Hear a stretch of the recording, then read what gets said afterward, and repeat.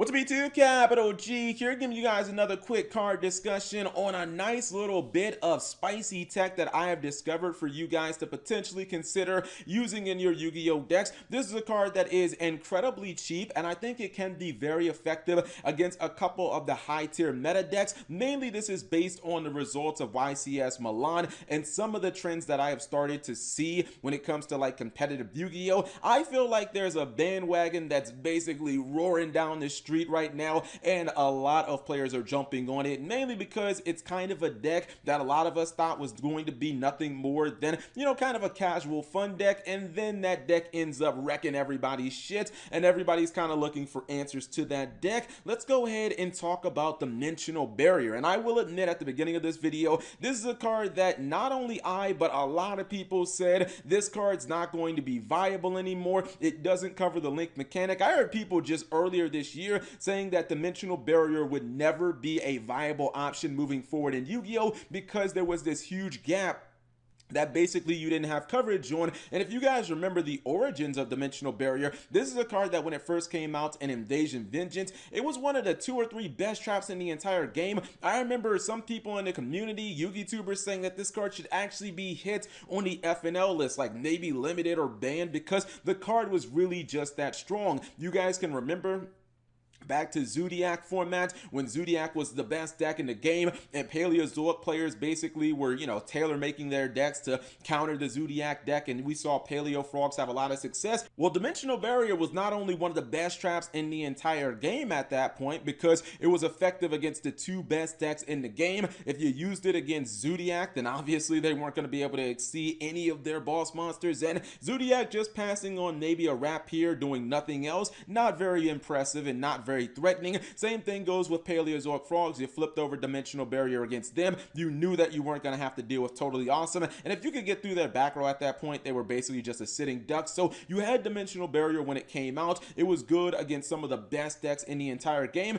and really it was just good during the entire Arc V era for the short period of time that it was out, because it came out fairly late in Invasion Vengeance. And if you guys also remember, it was the most expensive card in that entire set. Dimensional Barrier was released as a secret rare, and I believe, if my memory serves me correctly, that it reached about $80 at its peak because it was just so good against, Paleo Frogs and against Zodiac. But obviously, as we got into the Vrains era and we started seeing the link-based decks, and we knew that the mechanic was only going to get stronger and stronger as we started getting some of the anime archetypes and some of these decks that really didn't rely on other summoning mechanics, we saw that, the card basically fell off a cliff, and a lot of us thought that it wasn't ever going to be able to recover, especially considering Konami is not focusing on the other mechanics so much as they are, or as they were during the Arc V era. Now, a lot of that has to do with the plot of the anime. And really, when you look at it, the fact that we're not getting any archetypes that are coming out of the core booster sets that revolve around,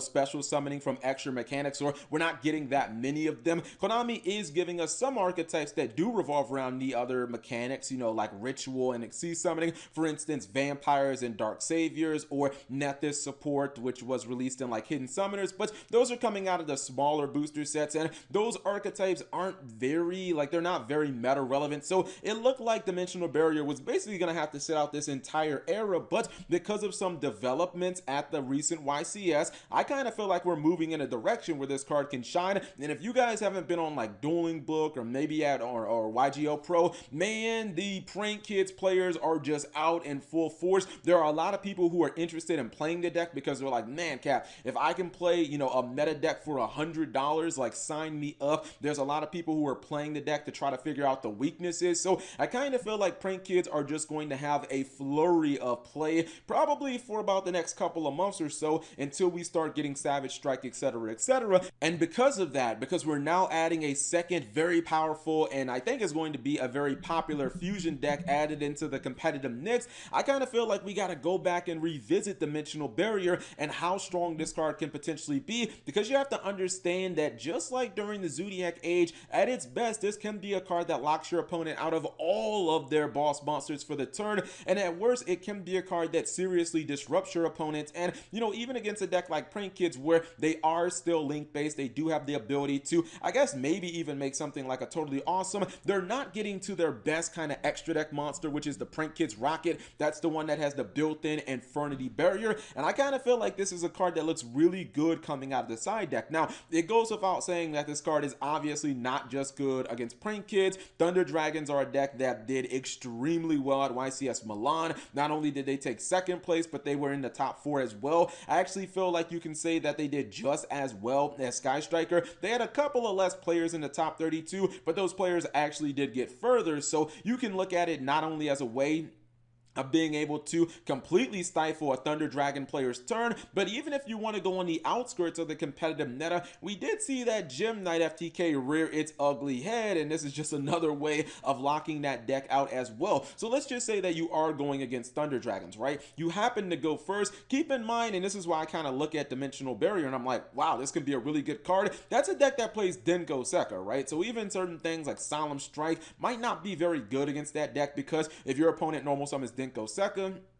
you might be looking down the barrel of, a couple of Colossus and a Titan a little later in that turn. This is a card that you can just straight up shotgun against your opponent, even if your opponent has something like an evenly match, right? Where they're looking to get rid of cards on your opponent's side, or get rid of cards on your side of the field, and then maybe in main phase 2 make their plays. You can flip this over, you can take the -1, and you know that your opponent's not going to be able to basically do anything. So the fact that this card can just be shotgun in response, or I guess prematurely, to kind of limit your opponent from using things like Denko. Keep in mind that Kinkaboo did actually side Denko in Prank Kids, so it's not like, Denko is just being seen in Thunder Dragons, it's being seen in Prank Kids as well. You can shotgun this card. You can obviously, and this is really nice with Dimensional Barrier, because this is something that didn't used to happen, you can get straight up 1-for-1s with this card. These new fusion decks, Prank Kids and Thunder Dragons, they play an insane amount of cards that are an insane amount of spell cards that let them fusion summon, whether it be Thunder Dragon Fusion, Instant Fusion. Brilliant Fusion is ran in Thunder Dragons. He ran Invocation in his first place build of Prank Kids, and then obviously there's the Prank Kids on the loose fusion spell. So you can chain Dimensional Barrier to any one of those cards. Not only are you locking your opponent out of that fusion summon, but in addition to that, you're also getting a nice little 1-for-1, which is absolutely excellent. And I did talk about how this card can be used against some of the decks that are on the outskirts of the meta. For instance, you can use this effectively against the Gem Knight FTK. Flip over Dimensional Barrier, there's basically no way that can actually win that turn. But you guys know, if you happen to go to something like a regional, you're going to be facing decks that are a little bit different. You might happen to run into something like ABC. Keeping Buster Dragon off the field basically means that deck is not going to be able to win. Keep in mind that if you call Fusion, your opponent doesn't have to actually use the mechanic, they just can't summon monsters from that. So even though ABC don't technically fusion summon, it's more of, well, it's not even contact fusing, I guess. I don't know what to really call ABC in the way that they summon Buster Dragon on the field, but they're not going to be able to drop it in a turn that you happen to use your Dimensional Barrier. So that can be pretty good, because you might have the ability to just, play through whatever back row they have, or if they have a whole bunch of ABC pieces, then you can basically just wreck them. Maybe you can actually OTK them. And I think that, it's not just the fusion summon. Obviously, it works really good because there are a lot of fusion summon decks in the meta right now, mainly Prank Kids and Thunder Dragon. But you even look at YCS Milan, there was a Pendulum player in the top 32. This card is just as good against the Pendulum summon as it was when people were using it against meta foes. You wait for your opponent to basically, put a couple of cards in the pendulum scales, and you can flip this over. Okay, your opponent can go for a heavy Metaphors Electromite, but if they can't pendulum summon, what exactly are they doing at that point? You could even just wait for them to normal summon, flip it over, and then they're not even going to be able to get to Electromite at that point. And even against like the Rongo Bongo deck, your opponent can have Rongo on the field, they can have 75, you can simply wait for them to consolidate all of their resources into that play. At that point, your opponent's going to be thinking, all right, I've already got my Assault off, I got my Summon Sorceress off, I got my Rongo, even though he had a back row.